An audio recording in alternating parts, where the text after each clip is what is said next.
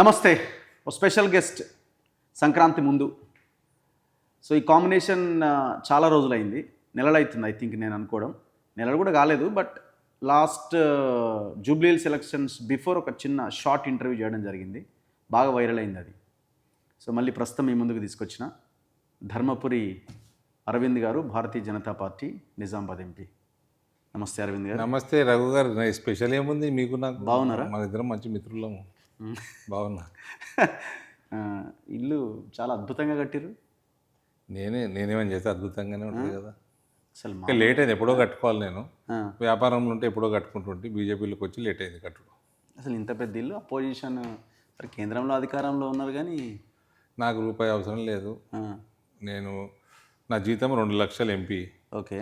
నేను నా social media, నా కాల్ సెంటరు, నా ప్రజల కోసం హెల్ప్ లైను, నా సెక్రటరీలు, నాకు 25 లక్షల ఖర్చు నెలకి. నెలకి ఎంత? 25 లక్షల ఖర్చు నాది.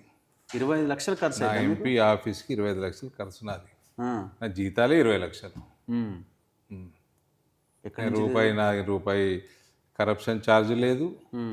నేను రాజకీయాలు రిటైర్ అయ్యే వరకు ఉండదు కూడా. కాబట్టి నేను బీజేపీలోకి వచ్చి నా ఇల్లు కట్టుకుని లేట్ అయింది. ఓకే. నేను ఎప్పుడో కట్టుకోవాలి. నేను త్యాగం చేసిన. నా భార్య, నా పిల్లలు నందగిరిలో ఉందరు. ఇల్లు సరిపోక మా డాడీ కట్టింది. నేను మా డాడీని మమ్మీని వదలకూడదు, పెద్ద మనిషి అయినరు వారు అని నేను వాళ్ళతో ఎక్కువ ఉంటుంటే. ఇవాళ అందరం కలిసి ఉంటాము. నాన్నగారు అయితే లేరు, మా అమ్మగారు ఇక్కడనే ఉంటారు. సో మీ డ్రీమా ఇంత పెద్ద ఇల్లు కట్టాలన్నదేమన్నా? డ్రీమేం కాదు, నేను కడితే గిట్లనే కడతా. ఓకే. ఉంటే మంచిగా గట్టిగా ఉండాలని డిసైడ్ అయ్యారు. అంటే ఎట్లున్నా మనం స్ట్రాంగ్ ఉండాలి, గట్టిగా ఉండాలి, అంతే కదా. అంటే this is my life style. This was my life style before also. So 20-25 lakhs ఎట్లా అయితే అంటే మీ బిజినెస్ నా దగ్గర నా రెంట్లు కోట్లలో వస్తాయి. కోట్లలో వస్తాయి మీకు రెంట్లు? ట్యాక్స్ కడతా, టీడీఎస్ కడతా, జిఎస్టీ. ఇప్పుడు జిఎస్టీ. నేను జిఎస్టీలు కట్టుకుంటా. ఈనాడు ఫుల్ పేపరు, జ్యోతి ఫుల్ పేపరు, వార్తలు ఫుల్ పేపర్లు, సాక్షిలల్లో ఫుల్ పేపర్లు, అన్ని ఫుల్ పేపర్లల్లో నేను యాడ్లు వేసి, బీజేపీ మోదీ మీద యాడ్లు వేసి ప్రతి నెల ఫుల్ పేజ్ యాడ్లు వస్తుండే 2019 ఎలక్షన్ల ముందర. అవును, అప్పుడు బాగా వస్తుండే మీ యాడ్స్. మరి ఆయన ఏడుకెళ్ళి వస్తాయి అనుకోరు. రెంట్లే 3 కోట్లు అంటే ఇక సంపాదన ఎన్ని కోట్లు ఉండాలి సార్? ఇక నేను 3 కోట్లు అనలే. సరే, కోట్లు అది 2, 4, 1, 5 నేను చెప్తలేను. కోట్లలోనే వస్తుంది. టీడీఎస్లు కడతాము, ట్యాక్సులు కడతాము, అంత వైట్ ఇన్కమ్. మస్తు పని చేసుకుంటుంటాం మేము. అంటే రాజకీయాల్లోకి వచ్చి మా పని దెబ్బతిన్నది, మా పర్సనల్ లైఫ్ దెబ్బతిన్నది. మేము అటాకులు చేయించుకున్నాము, మా కార్ల మీద అటాకులు చేయించుకున్నాము, మా ప్రాణాల మీద అటాకులు చేసుకున్నాము. మా ఇంట్లో మా అమ్మ ఒక్కతే ఉన్నా చూడకుండా కూడా మా ఇల్లు అంతా మొత్తం ధ్వంసం చేసిర్రు. మీ అన్ని చూపించారు కదా మీరు. ఒకవేళ రాజకీయాల్లోకి రాకుండా ఉంటే ఇంకా బాగా సంపాదించటోళ్ళ మంచిగా. అంతేనా? ఇప్పుడు ఇలా పెట్టిన దానికి కొన్ని 100 కోట్లు సంపాదిస్తుంటాయి. ఏముంది దాంట్లో? సో ఇక్కడ మీ నాన్నగారు ఫోటో కనిపిస్తున్నది.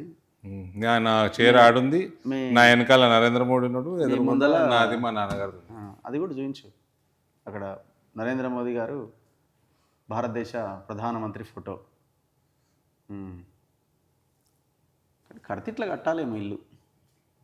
నాకు తెలిసి నేను చాలామంది ఇంటర్వ్యూలు చేసినా కానీ ఫస్ట్ టైం ఇట్లాంటి ఇల్లు చూడడం. గ్రేట్. Thank you. ఇంకా అయిపోలే ఇంటర్వ్యూ. ఎనీవే, మొత్తం సెట్ అయినట్టేనా సార్? పార్టీలో కిషన్ రెడ్డికి, రవీంద్రకు మధ్యన, ఈటల రాజేందర్కి, బండి సంజయ్కి మధ్యన ఇంకా గ్రూప్స్. కిషన్ రెడ్డి గారు నేను గౌరవిస్తానండి. ఊరికి నాకే ఆయనకు మధ్యలో ఏముంది? ఏం లేదా? ఏమున్నది? ఏదో మీరు అడిగితే కిషన్ రెడ్డి గారిని అడుగుతుంది, నాన్న అడుగుతారు. జూబ్లీహిల్స్ నాకేం సంబంధము? సికింద్రాబాద్ పార్లమెంట్ ఆయన పెద్ద మనిషి, ఆయన పెద్ద మినిస్టర్లు ఉన్నాడు, సీనియర్. ఆయన కాన్స్టిట్యున్సీలో నేను ఎట్లా కమెంట్ చేస్తా అన్న? మీరేమో దాన్ని అంతా వైరల్ చేసి పెట్టారు. నేను ఎందుకు చేస్తే జనాలు చేసారు. అంటే మీకు కిషన్ రెడ్డికి మధ్య లేదు కొంత భేదాభిప్రాయం? ఏం లేదు, నేను రెస్పెక్ట్ ఇస్తా. మీరు చెప్పిన క్యాండిడేట్కు ఆయన ఇవ్వలేదని? నేను ఎవరు చెప్పిన? బొంతు రామ్మోహన్ గారి పేరు. అంతేనా? నేను ఎందుకు చెప్తానండి? నేను నా పార్లమెంట్, నా బాధ్యత, నా పార్లమెంట్ పరిధి. నాకు మించి బాధ్యత పార్టీలో నాకేం లేదు. నేను ఎట్లా చెప్తా? వాళ్ళు ఎందుకు అడుగుతారు నన్ను? సో మీ మధ్య ఎలాంటి భేదాభిప్రాయాలు కూడా అయినా మీ ఇంటర్వ్యూ అయినప్పటికీ క్యాండిడేట్ అనౌన్స్ కూడా అయినట్టు లేదు అప్పటికి. ఇంకా అప్పటికి కాలేదు, ఆయన అడగండి అన్నారు మీరు. మీరు ఇష్టపెడతలేరు కదా, అప్పటికి 10 ప్రశ్నలు అయిపోయినాయి. నేను నిజామాబాద్ పోయేది ఉంది, నన్ను ఇష్టపెట్టమంటే మీరు ఇష్టపెడతలేరు. మీరు అడగగానే కిషన్ రెడ్డిని అడుక్కోపో అని చెప్పిన. మీరు ప్రచారం కూడా చేయలే కదా, ప్రచారానికి రాలే మీరు. మీడియాలో సోషల్ మీడియాలో చేసినా మాకు వేరే విషయం సోషల్ మీడియా ఇష్యూ ఉండే, వేరే ఇష్యూ ఉండే, రామచంద్రరావు గారు పర్మిషన్ తీసుకొని చేయలేదు. అంటే మీకు ఇష్టం లేదు రావడం, ఎట్లాగో నేను గెలవాలి మీకు చెప్పినా. మీ మనసులో అదే అదే ఉంది కదా, మీరు ఫిక్స్ అయ్యారు కదా ముందే కాదా, అట్లేం లేదు. ఎట్లాగో ఓడిపోతామని. ఎందుకు మీడియాలో నేను రోజు కాంగ్రెస్ బీఆర్ఎస్ని అటాక్ చేసుకుంటూ బీజేపీకి ఎందుకు ఓటేయాలి, నిజామాబాద్లో 40% ముస్లింలు ఉంటేనే మేము గెలిచినాం ఎమ్మెల్యే, ఇక్కడ 30% ఉంది ఎందుకు గెలవలేము, కిషన్ రెడ్డి గారిని సపోర్ట్ చేసుకుంటూ మస్తు ట్రీట్మెంట్ ఇచ్చినాము. మీరు ఆ పాయింట్ అన్నారు కదా, ఇక్కడ ఇంతమంది ముస్లిమ్స్ ఉన్నారు ఎందుకు గెలవలేకపోయాము, గెలుస్తామని ముందు అన్నారు కదా. కిషన్ రెడ్డి గారి స్టేట్మెంట్ అది. ఓకే. జూబ్లీ హిల్స్లో మేము వీఆర్ ద కింగ్స్ అని ఏదో అన్నారని ఒక నేషనల్ న్యూస్ పేపర్లో వచ్చింది. దాని గురించి ఎవరు అడిగితే నేను చెప్పిన. కానీ ఎందుకు అక్కడ ముస్లిం ఓటుకి సంబంధం ఆడ ఎక్కువ ఉన్నారు, నిజామాబాద్లో ఎక్కువ గెలిచినాం కదా, ఇక్కడ గెలవచ్చు అని చెప్పినాం. ఎందుకు గెలవలేకపోయారని మీరు అనుకుంటున్నారు, కారణాలు ఏంటి? మీరు అది నాకు తెలియదు, అది నేనేం విశ్లేషణ చేయలేదు. మళ్ళీ కిషన్ రెడ్డిని అడగమంటారా?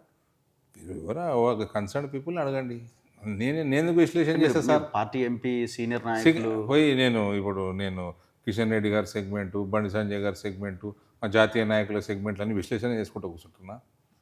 అంటే నన్ను ఉంచదలుచుకురా లేదా మీరు? దేనికి? ఎలక్షన్లకు ముందు ప్రెస్ మీట్ పెట్టి బీజేపీకి ఓటేయమని చెప్పిన మీరు, ఎలక్షన్లు అయిపోయిన తర్వాత పార్టీ రిజల్ట్ అటు ఇటు అయింది, అందరు గెలుస్తారు ఓడిపోతారు, కామనే కదా. దాన్ని విశ్లేషించడంలో తప్పేముంది? విశ్లేషణ చేయడం నా బాధ్యత కాదు సార్. విశ్లేషణ చేసుకునే వాళ్ళు చేయాలి. నేను ఎట్లా విశ్లేషణ చేస్తానండి? అంటే నేను విశ్లేషణ నిజామాబాద్ పార్లమెంటు 100% చేస్తా. నాట్ ఓన్లీ నిజామాబాద్కే పరిమితమా? ధర్మపురి అరవింద్ నా బాధ్యతనే అది. రాష్ట్రం అంతా ధర్మపురి అరవింద్ మా గొప్ప లీడరు, స్ట్రాంగ్ లీడరు, చాలా గట్టిగా మాట్లాడతాడు, మీరు అంటున్నారు, బీజేపీ అధ్యక్షుడు అయితే బాగుంటుండే అని మీ కార్యకర్తలు అనుకుంటున్నారు కదా రాష్ట్ర వ్యాప్తంగా. మీరు అంటున్నారు, నేను అంటలేను కదా. నేను Nizamabad parliament constituency కార్యకర్తని, Bharatiya Janata party కార్యకర్తని.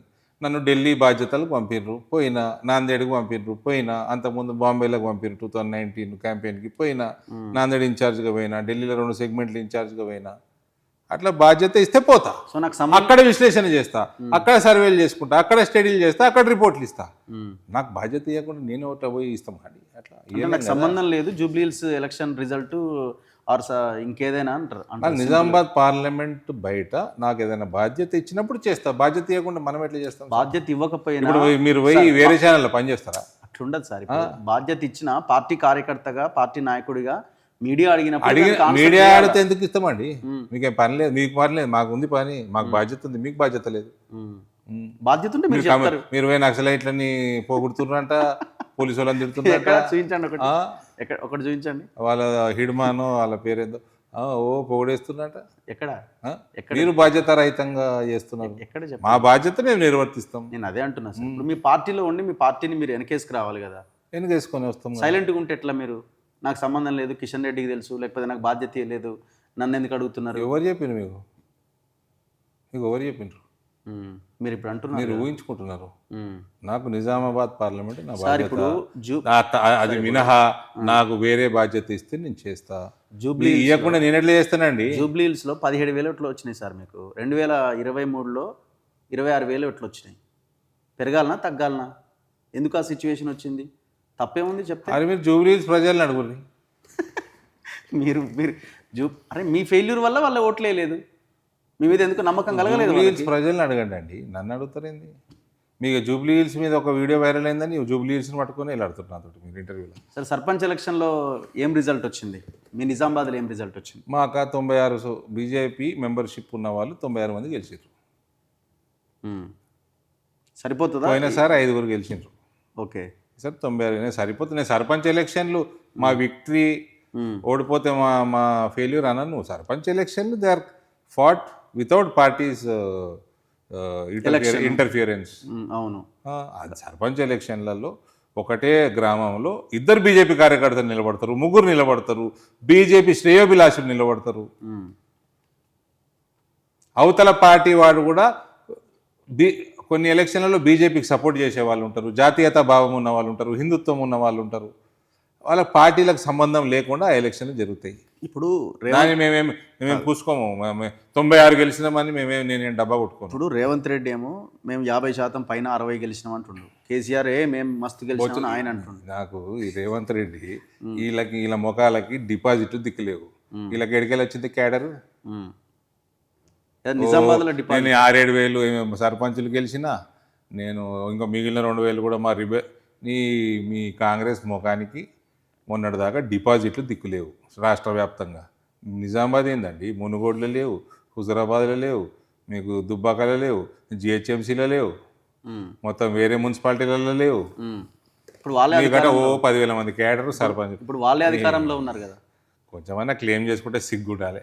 ఇప్పుడు వాళ్ళే అధికారం. పార్టీలకు ఏం సంబంధం అండి? జనరల్గా ప్రభుత్వంలో ఉన్న పార్టీలకి లోకల్ బాడీస్ ఎలక్షన్లు కొంచెం అనుకూలంగా రిజల్ట్ వస్తుంది. ప్రభుత్వంలో ఏ పార్టీ ఉంటే ఆ పార్టీలకు అనుకూలంగా వస్తుంది. ఇప్పుడు మున్సిపల్ కార్పొరేషన్ ఎలక్షన్స్ ఉన్నాయి, మీది కూడా ఉంది కదా. ఉన్నది. మరి ఇప్పుడు ఇక్కడ మీ జెండా ఎగురుతుందా? ఎట్లా? 100%. నిజామాబాద్ లాస్ట్ టైం ఎంతలో పోయింది? ఒక సీటా? రెండు సీట్లు. 30 గెలవాలి, 28 గెలిచినాం, 60 ఉన్నాయి మాకు. ఈసారి ఎగరేస్తారా? ఖచ్చితంగా. ఎన్ని వస్తాయి అనుకుంటున్నారు నిజామాబాద్ కార్పొరేషన్? 30 to 40 మధ్యలో వస్తాయి. 60 60లో 30 నుంచి 20 ప్యూర్లీ మైనారిటీ ఉంటాయి. ఓకే. సో ఇక అక్కడ మైనార్టీలు ఉన్నారు కాబట్టి మీకు అనుకూలమైన వాతావరణం వస్తున్నది. అంతేగా మీరు ఇంత పెద్ద జర్నలిస్ట్ కదా, smart journalist, young handsome. Minority బూత్లల్లో అసెంబ్లీ ఎన్నికలు, పార్లమెంట్ ఎన్నికలల్లో బూత్ లెక్క పెడతాం కదా. అంతే కదా. ఒక్క ఓటు కూడా రాదు బీజేపీకి. ఎందుకు రాదు అనుకుంటున్నారు? మీరు విశ్లేషణ చేసారు ఎప్పుడు? అంటే పోలరైజ్ అయిపోద్ది ఓట్ బ్యాంక్ అన్నది. ఓట్ అనేది పోలరైజ్ అవుతుంది. హిందువులలో మరి అన్ని పార్టీలకు పోతుంది కదా. అవును, వాళ్ళకి గంపగుత్తగా పడతాయి. ఎందుకు? అదే అంటున్నా, ఓట్ పోలరైజ్ అయితే అంటున్నా. ఏం బీకిండ్రు అని వాళ్ళ కోసం ఏం బీకిండు కేసీఆర్ అని వన్ సైడ్ కేసీఆర్, ఒకటేసారి వన్ సైడ్ కాంగ్రెస్. ఎందుకు? కేసీఆర్ ఏం పాపం చేసిండు? మిమ్మల్ని ఓడగొట్టడానికి మీరంతా కమ్యూనిజం భావించారట కదా. కాదండి, చెప్పుర్రి. కాదు కదా. విశ్లేషించుకోరా? అరే నేను అడుగుతున్నా, మిమ్మల్ని ప్రశ్న అడుగుతున్నా. ఒక్క ఓటు కూడా రాదా? నేను 800-900 ఓట్లు ఉంటాయి డబ్బాలా. చెప్తా ఎందుకు రావంటే ఈ ఓట్ పోలరైజ్ చేయడం వల్ల ఇటు మీరు అటు వాళ్ళు మాకు హిందువులు డివైడ్ అవుతారు. ఓట్ పోలరైజ్ హిందువులు డివైడ్ అవుతారు కదా సార్. హిందువులు ఎందుకు డివైడ్ అవుతారు అంటే అన్ని పార్టీలు హిందువులకు సంబంధించిన పార్టీలు డివైడ్ అవుతాయేమో. ఎందుకు? ముస్లిం క్యాండిడేట్లు పెడతారు, టీఆర్ఎస్ వాళ్ళు పెడతారు, కాంగ్రెస్ వాళ్ళు పెడతారు, ఎంఐఎం వాళ్ళు పెడతారు. ఏ మాట కాదు. ఇప్పుడు పోయినసారి మా మున్సిపాలిటీలో 16 ఎంఐఎం బీకి ఇచ్చింది. ఎంఐఎం అని 16 మందికి వేసారు వన్ సైడ్. అదే అంటున్నా కదా, అది ఓట్ పోలరైజ్ అవడం వల్ల బీజేపీని ఓడగొట్టాలన్నది వాళ్ళ యొక్క మెయిన్ ఎజెండా. ఎందుకు ఓడగొట్టాలి బీజేపీని? వాళ్ళ ఆలోచన అది. రేషన్ ఫ్రీ వస్తలేదా? వాళ్ళకి సంబంధించిన ఫ్రీ వస్తలేదా? రైలు వందే భారత్లు వాడతలేరా? మీకు హైవేలు వాడతలేరా? మీరు మోదీ గారి స్కీమ్స్ అన్ని ఆయుష్మాన్ భారత్ వాడతలేరా? ఈ డబుల్ బెడ్రూమ్ ఇల్లు కొన్ని కట్టిండి అప్పట్లో, కొన్ని ఇప్పుడు ఇల్లు కట్టే దాంట్లో మీకు ఆవాస్ యోజన డబ్బులు వాడుకుంటలేరా? చెప్పండి. డెవలప్మెంట్ మేము హిందువులకు చెప్తున్నాం, మా కేంద్ర ప్రభుత్వం. మరి ఎందుకు మెప్పించలేకపోతున్నారు వాళ్ళని? నిజామాబాద్లో ఉన్న ఆ ఓటర్లను ఎందుకు మెప్పించలేకపోతున్నారు? మాకు అర్థమైతలేదు సార్, విశ్లేషణ చేయలేకపోతున్నారు. ఎందుకు చేయలేరు చెప్పండి. మీరు అన్నారు కదా గుజరాత్లో ఓట్లేసి అనుభవం. కాదు, గుజరాత్లో ముస్లింలు కూడా మోదీ కోటేసారు అని చెప్పారు కదా మీరు. మరి నిజామాబాద్లో ముస్లింలు ఎందుకు ఓట్లు వేయించుకోలేకపోతున్నారు? చెప్పినా చాలా మంది చెప్పారు కదండి బీజేపీ. ఏం చెప్పినా అంటున్నారు మీరు. మరి ఆ ప్రయత్నం ఎందుకు చేసుకోలేకపోతున్నారు? అది ఎందుకు అంటే ప్రయత్నం చేద్దాము. నేను మొన్న మాట్లాడినా కూడా ఎందుకు వేస్తున్నారు అట్లా వన్ సైడ్ అని.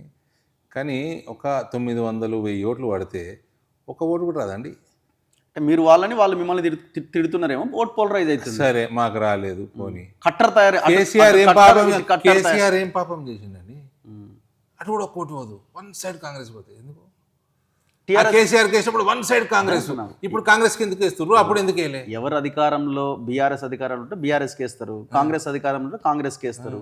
అవతల బీజేపీ స్కీమ్లు మాయి. Central government. ఇక్కడ లొటపీస్ రూపాయి లేదు ఈ ప్రభుత్వంలో. ఇక్కడ కూడా రాష్ట్ర ప్రభుత్వమే కదా, అప్పుడు లోటపీస్ కేసీఆర్ కదా, ఉన్నాయి, ఇప్పుడు ఓ డ్రైనేజ్ లేదు, కాంగ్రెస్ అయినా. డ్రైనేజ్ నీళ్లు ఇళ్ళకి వస్తూ ఉంటాయి మా మైనారిటీ బస్తీలలో. అంటే ఇప్పుడు వాళ్ళు ఓట్లు అడగరా? ఇప్పుడు ఇట్లే మాట్లాడతారా? రోడ్ నిజామాబాద్ లో వాళ్ళు అడిగినామండి, మస్తలు అడుగుతున్నాము. నిన్నమాగా మొన్న ప్రెస్ మీట్లో కూడా అడిగినా. నాకు ముస్లింలతోటి నాకు మంచి ఫ్రెండ్స్ ఉన్న ముస్లిమ్స్ చాలా మంది ఉన్నారు. ఏమంటారు వాళ్ళు? నేనేం ముస్లిమ్స్ వ్యతిరేకం కాదు, ఇస్లాంకి వ్యతిరేకం కాదు, కానీ అర్థమైతే లేదు. మీకు అర్థమైందా చెప్పండి అంటున్నా. ఇక మీకు అర్థమయ్యి అంత చేస్తున్నారు, ఇక మాకు అర్థమయ్యి చెప్పినా కూడా మీరు వినే విశ్లేషణ పొజిషన్లో లేరు చేసేది కదా. ఇంత పెద్ద జర్నలిస్ట్. నేను అదే అంటున్నా, అటు పోయి ఆడ ఛత్తీస్గఢ్ అడవులలో పోయి జర్నలిజం చేస్తాం. పోతాం కదా, ఎందుకు పోం? మన బస్తీ, ఇక్కడ పాత బస్తీకి పోయి చేయండి ఎప్పుడన్నా. 100% పోతాం. ఎందుకు వేస్తారు ఇట్లా వన్ సైడ్ ఎందుకు వేస్తారు? చెప్పినా కదా. కేసీఆర్ ఏం పాపం చేసిండు? చెప్పిన ఆల్రెడీ కేసీఆర్ ఏం పాపం చేసిండు? లీడర్ల యొక్క రెచ్చగొట్టే వ్యాఖ్యల వల్ల ఇటు కట్టర్ తయారవుతున్నారు, ఇటు కట్టర్ తయారవుతున్నారు. మాకు హిందువులు ఎక్కడ కట్టరు తయారవుతుందండి? తయారైతే మంచిదే మాకు. ఇప్పుడు ఈ హిందువులు ఎందుకు హిందువులు కట్టరు తయారైతే దేశానికి కూడా మంచిదే. 3-4 పార్టీలు అయిపోయినాయి కాబట్టి డివైడ్ అవుతున్నాయి అనుకోండి. ఎందుకు మళ్ళా ఈ కాంగ్రెస్ ఏమన్నా హిందువులంతా కాంగ్రెస్ ముస్లిం సెక్యులర్ గా ఉండాలని అనుకుంటున్నారు కాంగ్రెస్ కావచ్చు. ముస్లిం పార్టీయా? హిందువులంతా టీఆర్ఎస్ secular ముస్లిం అని పార్టీయా? అనుకుంటున్నారు అనుకోండి. ఎంఐఎం సెక్యులర్ పార్టీయా? ఆ? ఎంఐఎం సెక్యులర్ పార్టీ కాదు, మరి ఎంఐఎంకి వేస్తారు కదా మరి. ఎవరికి? ఎంఐఎంకి. అదే వాళ్ళు అట్లా ఆలోచిస్తున్నారండి. ఎందుకు వాళ్ళు అట్లా ఎందుకు ఆలోచిస్తున్నారు. ఆలోచిస్తున్నారు? అంటే మీరు హిందువులు ఎందుకు ఆలోచించట్లేదు, బీజేపీకి ఓటేయాలంటారా మీరు? వాళ్ళు నా ప్రశ్నకు మీరు జవాబు ఇవ్వండి. నేను అదే అంటున్నాను. వాళ్ళు ఎందుకు అట్లా ఆలోచిస్తారు? ఎందుకు అట్లా ఆలోచిస్తున్నారు అంటే మీరు రెచ్చగొడుతున్నారు, వాళ్ళు రెచ్చగొడుతున్నారు. ఇది అంతా మన పార్టీ ఇదని చెప్పి అటు సైడ్ వెళ్ళిపోతున్నారు. మన పార్టీ ఏది? అదే వాళ్ళు ఎంఐఎం అనుకుంటున్నారు. కాంగ్రెస్కి వేస్తారు. ఎక్కడ? పార్లమెంట్లో కాంగ్రెస్కి వేసారు, అసెంబ్లీలో వేసారు. మిమ్మల్ని అంతకుముందు మిమ్మల్ని ఓడగొట్టడానికి అంటే అది అజెండా.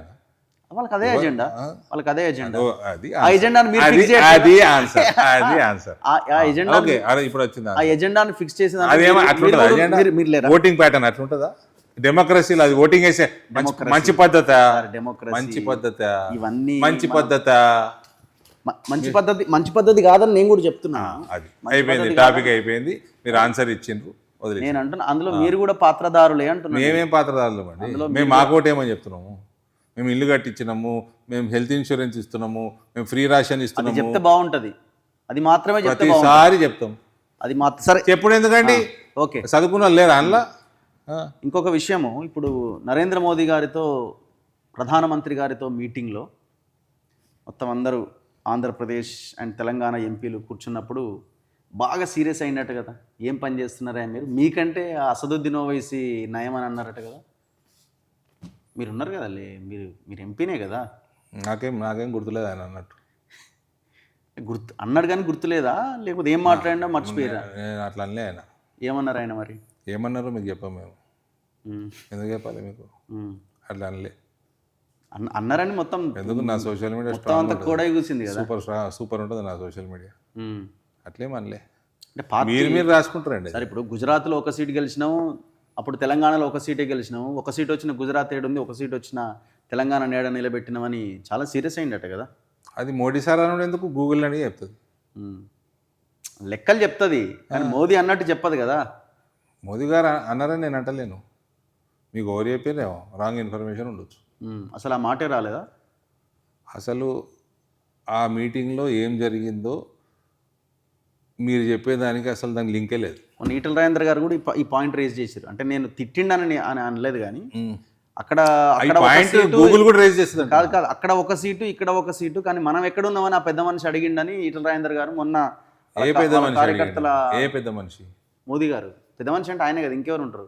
ఎందుకంటే పెద్ద మనుషులు మస్తు మంది ఉన్నారు పార్టీలో. మన ఆయనతో చెప్తే ఏమైందండి? ఆయనతో అడిగితే నాకు తెలియదు. మేము ఇంకా పైకి రావాల్సిన అవసరం ఉంది, మేము పని చేయలేకపోతున్నాము, మా దాంట్లో కొంతమంది వాళ్ళనో లేకపోతే రకరకాల కారణాల వల్లనో. అవును, మాకు సార్ క్లాస్ తీసుకుని మాకంటే అయిపోయి ఏముంటుంది? నాకైతే మీరు చెప్పేది ఏదో కూడా నాకు గుర్తుకు కూడా లేదు ఆ మీటింగ్ ఎట్లా అయినట్టు. తెల్లారు అన్ని పేపర్లలో బ్యానర్ ఐటమ్స్ మొత్తం అంతా హడావుడి నడిచింది. I don't think so it's true. అంటే అసదుద్దీన్ ఓవైసీతో కంపేర్ చేయడం అంటే అది మరి ఆయన సోషల్ మీడియా బాగుంది మీకంటే అని అన్నాడట. నేను ఒప్పుకోను దానికి, నేను ఒప్పుకొని అంటున్నాను కదా. ఇప్పుడు ఎట్లుంది పార్టీ? 2028కి మంచి నేషనల్ హైవే వేసుకుంటూ అధికారం కోసం రోడ్ వేసినట్టుగానే ఉందా? కచ్చా రోడ్డే ఉందా మధ్యలో బీజేపీ? బీజేపీ పవర్లోకి రావాలంటే బీజేపీ చేతుల్లోనే ఉంది. అంటే అదే బీజేపీ చేతులు అంటే తెలంగాణ బీజేపీ నాయకుల చేతిలో ఉంది. భారతీయ జనతా పార్టీ చేతుల్లో ఉంది. అదే తెలంగాణ బీజేపీ ఇండియా బీజేపీలో భాగం కాదా? అదే అంటున్నా. మరి అయిపోయి అంటే నిర్ణయాలు తీసుకోవాల్సిన తెలంగాణ బీజేపీ వేరు, నిజామాబాద్ అట్లా ఏమి ఉండదు కదా. ఇప్పుడు నిర్ణయాలు తీసుకోవాల్సిన కేంద్రం హైకమాండ్ చేతిలో ఉందా లేకపోతే ఇక్కడ వాళ్ళ చేతిలో ఉందా? భారతీయ జనతా పార్టీ తెలంగాణలో ప్రభుత్వంలోకి రావడం చాలా సునాయాసం. బీజేపీ అనుకుంటే ఇక్కడ 6 monthsలో తారుమారు చేసేసి ప్రభుత్వంలోకి రావచ్చు. 6 నెలలు ఎట్లా పాసిబుల్ అయింది? అంటే ఎలక్షన్ల ముందా ఇప్పుడేనా? బీజేపీకి పాసిబుల్ అవుతుంది ఎప్పుడైనా సరే. ఇప్పుడు ఎట్లా పాసిబుల్ అయితే? ఆయన 60 సీట్లతో ఉన్నాడు కదా, 60-62. అంటే గవర్నమెంట్ వడగొడతాం అంటలేము, ఎలక్షన్లలో ఎలక్షన్లు గెలవటం వస్తే. అది. కానీ ఎందుకు ఎక్కడ మిస్ అవుతుంది మరి? నేను అవకాశం మా దగ్గర బాగానే ఉంది కదా సార్, నేను నిజామాబాద్ మాత్రమే రెస్పాన్సిబుల్. మిగతా సంబంధమే లేదా మీకు? ఇక నాకు బాధ్యతనే లేదు సార్. నేను బాధ్యత లేకుండా మా పార్టీలో చేస్తే ఇండిసిప్లిన్ అవుతుందండి. అంటే మీరు ఇవ్వలేదని ఇబ్బంది పడుతున్నారా లేకపోతే? నేనే ఇబ్బంది పడితే సుఖంగా ఉన్నా, నేను సంతోషంగా కనబడతలేనా మీకు? నేను ఇబ్బంది పడుతున్నాను. మరి ఎప్పుడు మీరు అధికారంలోకి రావాలి, మీరు ఎప్పుడు ముఖ్యమంత్రి కావాలి, నేను ముఖ్యమంత్రి నాకు కావాలని నా కోరిక ఉందని మీకు చెప్పినా, మీ కళ మీరు నా ఎప్పుడు కోరిక ఉందని చెప్పినా మీకు.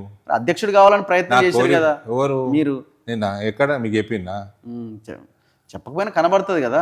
మీకు కనబడితే నేనేం చేయాలండి? ఇప్పుడు అధ్యక్షుడు కావాలని ప్రయత్నం చేసినా ముఖ్యమంత్రి కావాలనే ఆలోచన కళ ఉండదా? ఎవరికైనా ఉంటది కదా. లేకపోతే తప్పు లేదండి, ఉంటే తప్పే. నాకు లేదు. మీరు ఓన్లీ నిజామాబాద్ అంటే ఇక మీరు ఎప్పుడు? అరే నేను నిజామాబాద్ ఎంపీని, నిజామాబాద్ నా బాధ్యత సార్. అంటే మీరు జీవితాంతం ఎంపీగానే ఉంటారు. అది పార్టీ చేసినంత కాలం, పోటీ చేసినంత కాలం, నిర్ణయిస్తుందండి. గెలిచినంత కాలం పార్టీ నిర్ణయిస్తుందండి. అంటే ఇప్పుడు మీరు మాత్రం ఒక్క మాట అన్నారు, అంటే ఈ పొజిషన్లో మనం ఇట్లే కంటిన్యూ అయితే మనం అధికారంలోకి రావడం ఇంపాసిబుల్ అనే మాట నాకు 6 నెలలు చాలండి. 6 నెలలు చాలు. అంటే 6 నెలల దాకా ఇట్లనే ఇదే కచ్చా రోడ్ మీద పోతామంటారు. హైవే గుండా వెళ్ళే అవకాశం కచ్చా రోడ్ మీద పోతలేము, మంచి రహదారి మీద పోతున్నాం. మంచిగా ఉంది, బాగానే ఉంది పార్టీ. రామచంద్రరావు గారి నాయకత్వం ఎట్లా, మీరు ఏ రకంగా ముందుకెళ్తుంది అనుకుంటున్నారు? బాగుందా? బాగుంది, బ్రహ్మాండంగా ఉంది. అవుతున్నారండి. ఓకే. మీరు చెప్పే అన్నీ ఎట్లున్నాయంటే కొంత వెటకారంగా యాడ్ చేసి. ఏం తప్పు ఉందండి? ఏం తప్పు? అంత పర్ఫెక్ట్గానే నడుస్తుంది. ఏం పర్ఫెక్ట్గా నడవలే చెప్పాడు. 8 మంది ఎంపీలు గెలిచారు మీరు, అవును కదా? అందులో ధర్మపురి అరవింద్ ఒకరు. 8 ఎంపీ నియోజకవర్గాల పరిధిలో 52-53 అసెంబ్లీ నియోజకవర్గాల్లో మీకు మెజారిటీ వచ్చింది. అంటే ఆల్మోస్ట్ అధికారానికి దగ్గరైనంత రిజల్ట్ వచ్చింది. 35% ఓట్ బ్యాంక్ వచ్చింది. సరే, తర్వాత మీ ప్రోగ్రెస్ కార్డ్ చూస్తే ఏం జరిగిందని? జూబ్లీహిల్స్లో డిపాజిట్ అంటే నేను కాంగ్రెస్ వాళ్ళకి ఎక్కడ డిపాజిట్ రాలే, ప్రభుత్వంలోకి వచ్చింది కదా. కాంగ్రెస్ వాళ్ళకి ఎక్కడ డిపాజిట్ వచ్చింది? అంటే ఇప్పుడు అధికారంలోకి వచ్చేంత ఆల్టర్నేట్ ఎలక్షన్ మీ కార్యకర్తలకు మీరు ఆల్టర్నేట్ గా కనిపిస్తున్నారా? చెప్పండి. మీ కార్యకర్తలకి 100% కనిపిస్తున్నారు. కార్యకర్తల అభీష్టానికి అనుకూలంగా మీరు పనిచేస్తున్నారా? మీ నాయకులు కార్యకర్తలు సంతృప్తిగా ఉన్నారా? మా పార్టీ లీడర్లు చాలా బాగా పనిచేస్తున్నారు. నాయకుల్ని విశ్లేషించేంత పెద్దని కాదు మా కార్యకర్తలు. నా కార్యకర్తలు బ్రహ్మాండంగా కాన్ఫిడెన్స్ ఉంది వాళ్ళకి. ఏ కార్యకర్తలు? టోటల్ స్టేటా, నిజామాబాద్? నేను విశ్లేషించుకునేది నేను చెప్తా. టోటల్ స్టేట్ నేను విశ్లేషణ చేస్తలేనండి. ఓన్లీ నిజామాబాదే విశ్లేషణ చేస్తలేను. అది అవునా కాదా అంటలేను. నేను విశ్లేషణ నేను ఎందుకు చేస్తానండి? బయట నాకు బాధ్యత ఉంటే నేను చేస్తా. నాకు పోయిండ్రు, నాకు ఆర్కేపురం ఇచ్చిండ్రు, జంగ్పూర ఇచ్చిండ్రు, సిసోడియాది. విశ్లేషణ చేసిన, సర్వే చేసిన, రిపోర్ట్ ఇచ్చిన, దాన్ని ఇంప్లిమెంట్ చేసినాము. పార్టీ మొత్తం బ్రహ్మాండంగా ఉంది. మా వంతు సహకారం మేము అందించినాము. 2 ఎలక్షన్లు గెలిచినాము. నాందేడ్లో ఇప్పుడు మా వంతు సహాయం చేసినాము. స్టేట్ పార్టీ గురించి ఏమని, నిజామాబాద్ గురించి అడుగు, నా మిగతా నాకు సంబంధం లేదన్నట్టు. ఢిల్లీ నిజామాబాద్ ఉందా? నాందేడ్ నిజామాబాద్ ఉందా? మీరు సరే, మీకు బాధ్యతలు ఇవ్వండి. పార్టీ మాకు చెప్తే చేస్తాం కదా. పార్టీ చెప్పకుండా మేము పోయి ఏలు పెట్టలేము. అట్లా ఇట్లా ఎప్పుడు మాట్లాడలేదు మీరు. అంటే నేను ఓన్లీ నిజామాబాద్ వరకే మాట్లాడతా, నిజామాబాద్ ఇష్యూస్ గురించే మాట్లాడతా. ఎప్పుడు ఇట్లనే మాట్లాడతా? నేను కరీంనగర్ ఇష్యూ నేను ఎట్లా మాట్లాడతానండి? కరీంనగర్ గురించి, సికింద్రాబాద్ నేను ఎందుకు మాట్లాడతానండి? ఈటెల రాజేందర్ కాన్స్టిట్యున్సీ గురించి నేను ఎందుకు మాట్లాడతా, ఆయన నా కాన్స్టిట్యున్సీ గురించి ఆయన ఎందుకు మాట్లాడతాడు? కాన్స్టిట్యున్సీలో ఉన్న ఒక ఊరి గురించి నేను అడగలేదు కదా, పార్టీ గురించి అడిగిన, స్టేట్ లో ఉన్న పార్టీ వ్యవహారము దీని గురించి definitely party is good in few pockets, ఒక party is weak in few pockets. అదే కదా పని చేసుకోవాలి కదా అంటున్నా కదా, నేను పని చేసుకుంటూ వస్తాం ప్రభుత్వంలోకి, ఇక్కడ పెద్ద పని కాదంటున్నా. ఇంకా బాగా చేయాల్సిన అవసరం ఉంది అంటారు. అవసరం ఊటీ పుక్కట్లు వస్తారా ప్రభుత్వంలోకి? పని చేస్తేనే వస్తారు కదా. ఇప్పుడు కవిత గారు మొన్న ఏడ్చారు అసెంబ్లీ శాసన మండలిలో, ఎమ్మెల్సీగా ఆమె లాస్ట్ స్పీచ్ అది. ఆమె ఏడవగానే మీకు ఏమనిపించింది?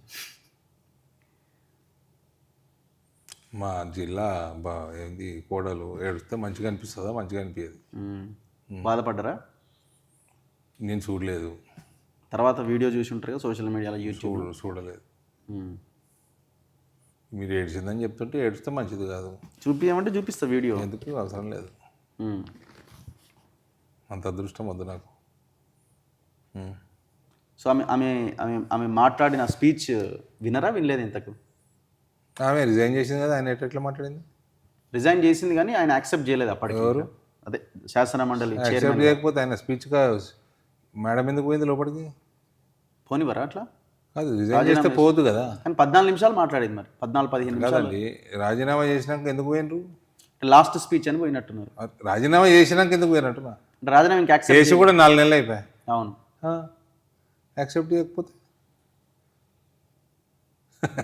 అండి, రాజీనామా చేసారు, యాక్సెప్ట్ చేస్తారా లేదా వాళ్ళు సరే వదిలేసాయి. అందులో రేవంత్ వల్ల యాక్సెప్ట్ చేయలేదా, ఇంకెవరి వల్ల యాక్సెప్ట్ చేయలేదా, అది వేరే సంగతి. నువ్వు రాజీనామా చేసినాక నువ్వు ఎందుకు పోయిన వాళ్ళకి? సరే పోయింది, మాట్లాడిందండి. ఆమె ఆవేదన పంచుకున్నది ప్రజలతోటి. ఆవేదన కరెక్ట్ అని అనిపిస్తున్నదా మీకు? నన్ను అన్యాయంగా బయటికి నెట్టేశారు, తెలంగాణ రాష్ట్రం కోసం నేను పనిచేసిన, నేను ఎంపీగా గెలిచిన, ఎమ్మెల్సీ అయినా నేను తండ్రి దగ్గర చెప్పుకునే పొజిషన్లో ఉన్న, చెప్పుకోలేని సిచ్యువేషన్ నాకు కల్పించారు. That is their family affair. What is Telangana కొట్టుడు? తెలంగాణకి ఏం సంబంధం? మా ఇందూరు జిల్లాకి ఏం సంబంధం? అదే ఇంటర్నల్ కుటుంబ విషయం. సంబరాలు చేసుకున్నారా? మీ మీద అప్పట్లో దాడి చేయించింది కదా మీ ఇంటి మీద మీ మదర్ ఉన్నప్పుడు. సంబరాలు చేసేదేముంది? అంటే మీరిద్దరు రైవల్స్ కదండి కవిత మీరు. ఎప్పుడో చిన్నప్పుడు, నా చిన్నప్పుడు బాగా తిట్టుకునేది. నేను ఎప్పుడు తిట్టలేదు. హలో సార్, నేను తిట్టలే ఎప్పుడు, ఎవరిని తిట్టలేదు నేను. ఏం తిట్టినా? ఎప్పుడు తిట్టలే. అటాక్ చేయడం వేరు, తిట్టడం వేరు. పొలిటికల్గా అటాక్ చేయడం వేరు. కొత్త పార్టీ నా ఇంటి మీద దాడులు చేయించింది, నా బండ్ల మీద దాడులు చేయించింది, వాళ్ళ అన్న చేయించిండు, మేము చేయించినాం ఎప్పుడన్నా? ఇప్పుడు కొత్త పార్టీ పెట్టబోతున్నారట. మీ మీ రియాక్షన్ ఏంటి? మీ రిప్లై ఏంటి? తెలంగాణలో ఆల్టర్నేట్ కవిత గారు. తెలంగాణకు ఆల్టర్నేటా? నవ్వుతారేంటండి? సరే పెట్టాలి, ఆమె పెట్టాలి. All the best. రేపు పొద్దున మీ పార్టీతో కూడా పొత్తుకు రావచ్చేమో, చెప్పలేము. అవకాశం లేదంటారా? అంటే ఆమె కోపం ఉందిలేండి, మీరు ఆమె జైలు వేసిరన్నది. మేమెందుకు వేసినాం సార్? ఈడీ వేసింది, మేమెందుకు వేసినాము? అయినా మా పార్టీకి ఆమె పార్టీతో పోతు. మీ ప్రశ్నలు ఏం ప్రశ్నలు అవి? నవ్వొస్తుంది నాకు. సో ఆమె పార్టీ పెడితే పబ్లిక్లో మంచి ఇది వచ్చే అవకాశం ఉందని అనిపిస్తుందా మీకు? మీరు స్ట్రాటజిస్ట్, పొలిటీషియన్, ఇవన్నీ చేస్తారు కదా సార్, మీకు ఒక అంచనా ఉంటుంది కదా. ఆమె 10 ఏళ్ళు పనిచేసిన విధానము. సరే, ఏమనిపిస్తున్నది మీకు? నాకు ఏమనిపిస్తలేదు.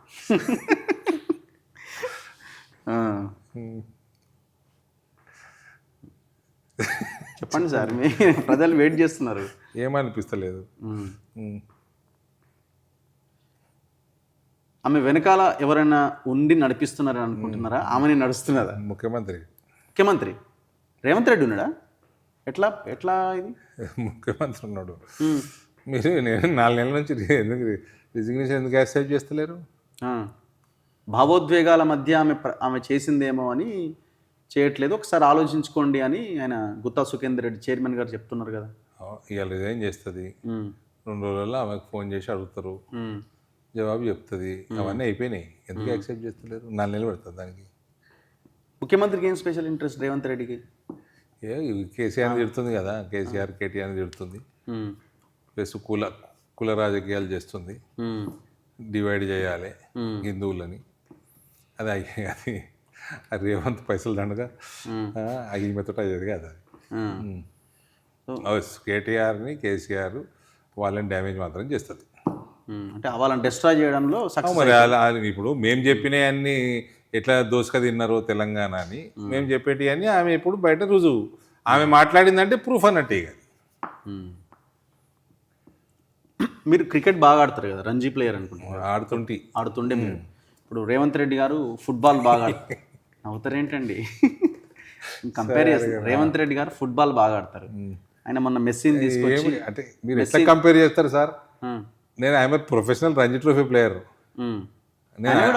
అన్ని విభాగాలలో అన్ని ఏజ్ 19, 21, 23, 25 రంజీ ట్రోఫీ, మొయినుద్దౌలా ఇవన్నీ నేను ప్రొఫెషనల్ క్రికెటర్ ఆడినా నేను కొన్ని సంవత్సరాలు. ఎన్నేళ్ళు ఆడిరు మీరు? దానికి మీరు రేవంత్ రెడ్డి ఫుట్బాల్కి ఎట్లా పోలుస్తారండి మీరు?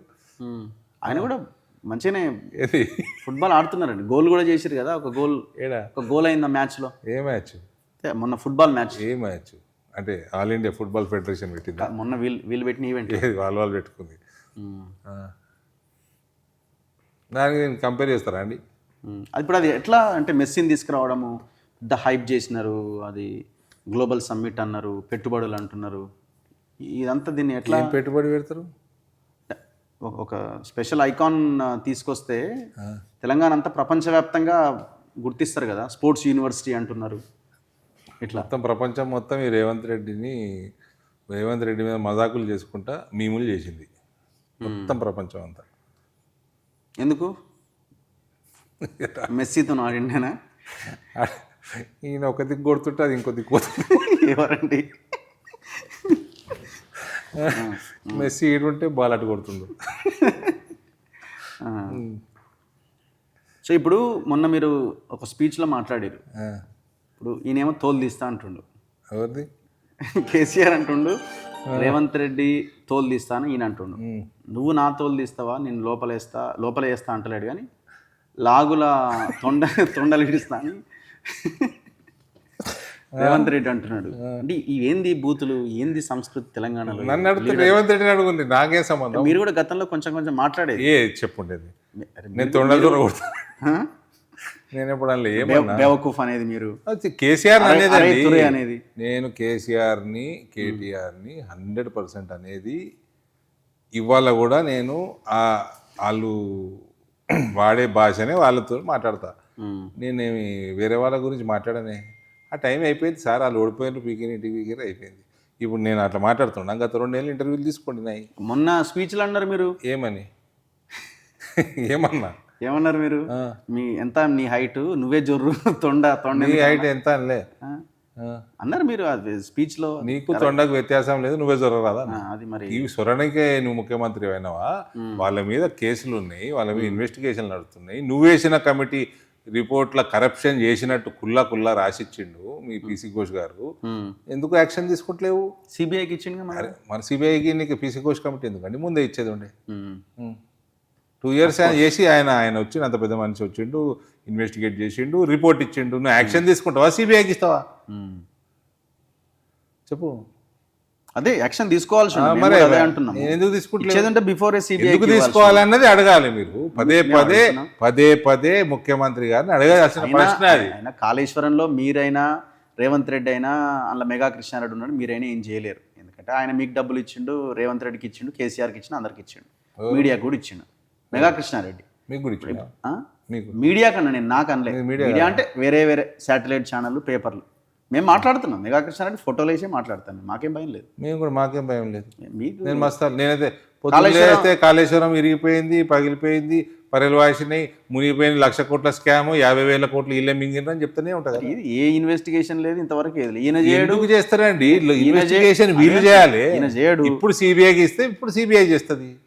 ఇప్పుడు ఈయన చేసిండు 2 ఏళ్ళు, చేయడేంది, చేసిండు, రిపోర్ట్ వచ్చినాక సిబిఐకి ఇస్తాడేంది.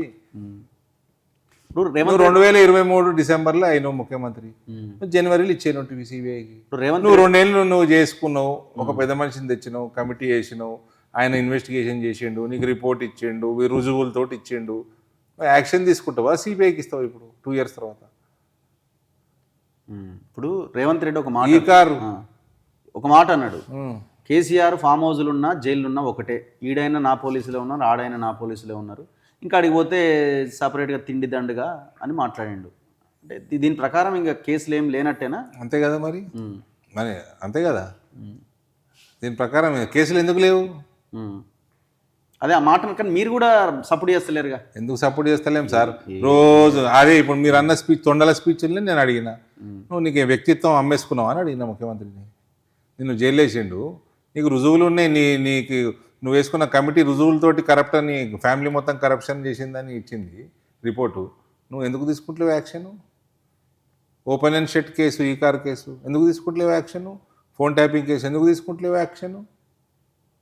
నీ పోలీసు వాళ్ళే నాకు ఫోన్ చేసి మీకు ఫోన్ ట్యాప్ అయింది, నాకు తెలుసు నా ఫోన్ ట్యాప్ అయిందని, యాపిల్ సంస్థ ఎప్పుడో చెప్పింది, ట్యాప్ అయింది, వచ్చి మాకు ఇది ఇవ్వండి, వాంగ్మూలాలు ఇవ్వండి, మీ సెక్రటరీలు అయినాయి వాంగ్మూలాలు ఇవ్వండి అని మీ పోలీసు వాళ్ళే మాకు ఫోన్ చేసి నువ్వు యాక్షన్ తీసుకుంటలేవు. ఇప్పుడు ఫోన్ ట్యాపింగ్లో మీది అయిందా? మీరు వాంగ్మూలం ఇచ్చిరా? మీరు నేను ఇచ్చేది ఇచ్చేసుకున్నాం కానీ అయింది, ఫోన్ ట్యాపింగ్ అయింది.